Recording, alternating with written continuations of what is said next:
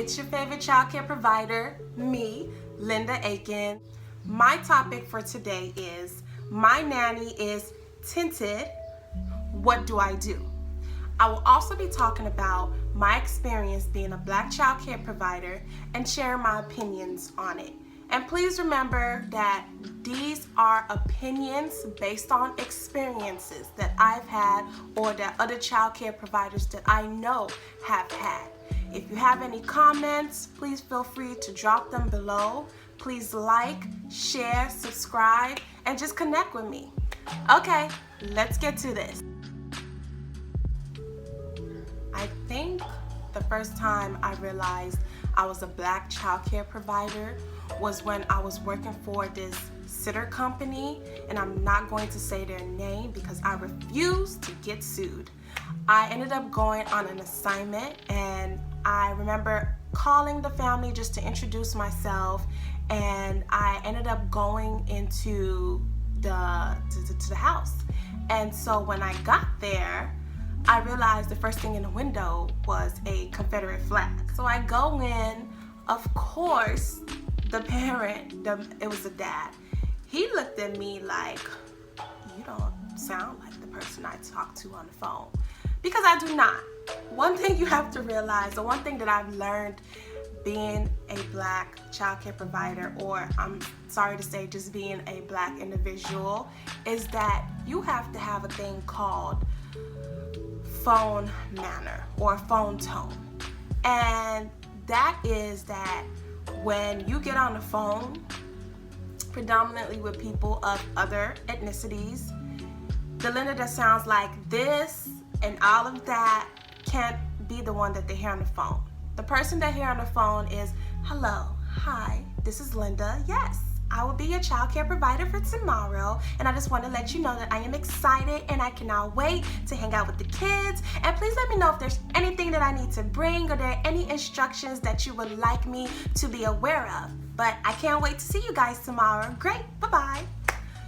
And that's really how I sound on the phone when I'm talking to parents, because I can't sound like the other Linda. I just feel like they already have a negative stigma about the tone of voice. So of course I get there and the dad looks at me like, oh my goodness, like you can tell, like, you know the face somebody makes, like when, let's say, you go on a blind date but you talk to the person on the phone and they're like, ooh, they sound so good on the phone and they sound so like attractive on the phone, and you're excited, and then you meet them in person and you're like, oh. You don't sound like the person that I was talking to on the phone, but you're nice because you're like, well, we're already here. So, and that's the situation that I got into. I'm like, well, we're already here. Let's take care of the kids. And so, and I'm pretty darn sure I did my best. I took care of those kids. I played games with them. We did duck the goose, we did hide and seek. Like, I gave my all to those kids. And so eventually the kids went to bed, and you know, the kids are in bed, I have nothing to do, I've cleaned up. I'm like, okay, I'm gonna watch TV. I decide that I'm going to watch the show Martin. And so I'm watching Martin, I'm laughing, I'm like rolling because that show always cracks me up. And then the father just walks in, and the way he looked at the screen and the way he looked at me was like in just total disgust. Literally, that's how I felt. And people can say, oh, maybe I was thinking too hard. You know, there's some things that you know that someone is thinking just by the way that they look or just by the tone of their demeanor. And I know for certain that that's exactly what he was thinking.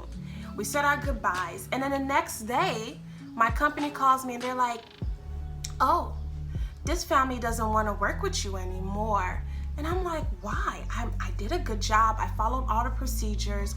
Why don't they want to work with me anymore? And my company, of course, gave me no legitimate reason other than the fact that they just feel like you may not be a good fit for this family. So that was my first experience realizing, oh, I'm a Black child care provider. Now, I've been doing this for 16 years, and I will honestly say that I've rarely had any experience like this. In fact, that was probably my most significant experience, realizing that I was a Black child care provider. All the other families I've worked for have been courteous and they've welcomed me into their home, and I think that's just because my personality is welcoming. I think so. And because I just have the safe vibe. Like, I feel like they feel like their kids are safe with me, and that's what my clients always say. So I've rarely had this issue. But the other time that I did have a situation like this was my second time realizing that I was a Black child care provider, was when I was taking care of this one boy. And I think we were like walking to the park or something. Like, my memory's a little vague. We were walking to the park, and I think he saw somebody, a homeless person. And I guess we got into a conversation about, giving and, sharing. And I was just telling him, about people that are unfortunate. And the child made a comment that kind of really, this child told me that his parents told him not to give money to people that look like me. Now, this was a moment that not only did I realize that some people are really ignorant, but this was a moment where I realized, as a professional, as a child care professional, I have to teach this child, because he can't go through his life having this notion. If I can just plant a little seed in his little cute heart, then I was going to do it. So I let him know that anybody can be in an unfortunate situation. Anybody can be down and in rough times. I told him his family can be, his parents, anybody that he knows can be in that same situation. All of us are humans. We all bleed. We all have ouchies. We all have boo-boos. But we should not treat each other differently just because someone looks a little darker or lighter than us. Now, let's take the time to hear from another child care professional's perspective. My name is Basha Clark. I'm 28, Chicago native, born and raised. I am currently a preschool teacher in a class of 4 and 5-year-olds. I have been teaching. I've been teaching early childhood for about 4-5 years now. I obtained my associate's degree in early childhood from Harold Washington, May of 2018. So before that, I was working in a child facility. I'm currently working on my bachelor's degree in, of course, early childhood development. I have predominantly been teaching in a lot of Caucasian-based schools. So being a Black child care worker, my first priority is the love and the care of all children. But it definitely does play a role, me being a Black child care worker, in a sense of where there are a lot of Caucasian co-workers that I do have. So I really don't believe that my children see color. It's more of being a child care worker, dealing with parents and other teachers, that race may come into play. I can think of a situation where at the school I'm at now, I have one little African American girl in my class of 16, so the other 15 are Caucasian or of other European heritage or backgrounds. So I know that when her mom saw that I was going to become her teacher this year, she was very happy, because when you're in a school that has a diversity that doesn't really look so much like you, it's kind of hard to find where you fit in. And I am one of 2 Black teachers at my school, so even then, coming into a facility like that, I had to make sure that I was structuring my class correctly. Me being a person who also grew up going to the school on the north side, being one of maybe 5 or 4 African American kids in a school of, you know, more Caucasian descent and European descent.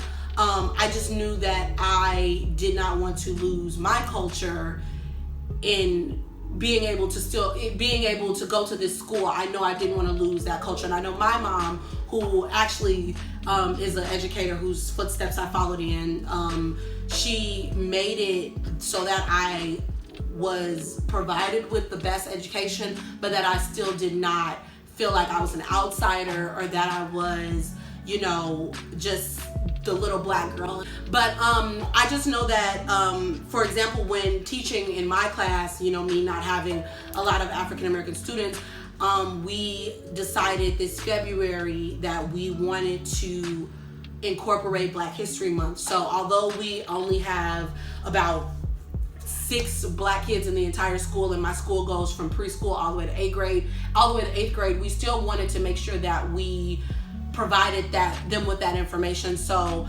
the school that I work at is a religious school, so we have devotions every day. We pray. So at the end of every one of our devotion classes, we decided to you know, give the kids a rundown about famous African American inventors, poets, actresses, because, you know, greatness, it doesn't have a color. You know, greatness is universal. It could be every color in the rainbow. So, but then I also wanted to make sure that my African American students were getting that, and not in a sense of, you know, special, but we're getting that sense of we have a place too. It's you know, it's absolutely fine that we're learning cultures about, you know, different, you know, European and Caucasian people throughout the day. But, you know, since we were only given 1 month, I took it upon myself to, not just with my African American student, but with all of my students, to teach them about everybody's history, because this is everybody's history. George Washington Carver created the peanut, and my kids love peanut butter and jelly sandwiches. So that's something that they were like, wow, Miss Clark, like, we didn't know that. We didn't know that, you know, a man created the peanut, let alone an African American man. And like I said, I teach with 4 and 5-year-olds, but the generations are getting smarter the younger that they are. So it's another thing that I also had to realize was that, you know, you never want to put stipulations on a child, because I've taught from everything from infants being 2 months all the way to kindergartners in a private school.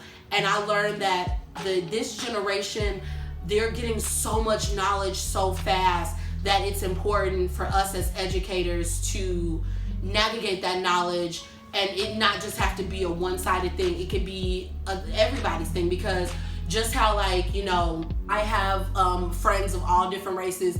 I'm pretty sure my students do, and even if they don't, they are going to be able to interact with people of all races, because that is something that I implement in my class. I implement that we, no matter if we're tall, short, black, white, purple, we are all equal. We are all the same. And it's so far, I haven't had any pushback. The parents have loved the things that we've created, the Black History boards. They said that the kids are coming home saying, Miss Clark taught me this, and, you know, and now I know about, you know, this African American man that created the peanut, or that created the stoplight, you know. So I just feel like it's just important to not put any stipulations on your students, and to just know that knowledge, the knowledge, it does not have to just be for one color. My heritage I can share with a Hispanic person, with an Asian person, with a Caucasian person, and I also too can gain that knowledge too. I've met so many different races and diversities and ethnicities when working with children, and that's the beauty, because you have these little vessels that are innocent, that have no knowledge, and it's my job to fill them up. Like, I get the opportunity to fill these kids with knowledge, so I'm gonna do my best to make it politically correct, hysterically correct, and safe.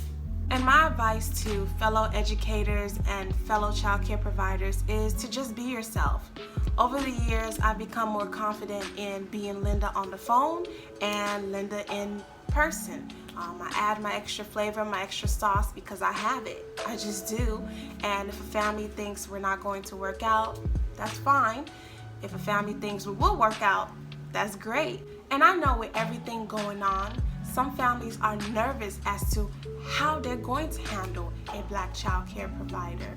However, there's nothing wrong with asking us questions. There's nothing wrong with educating yourself and your children.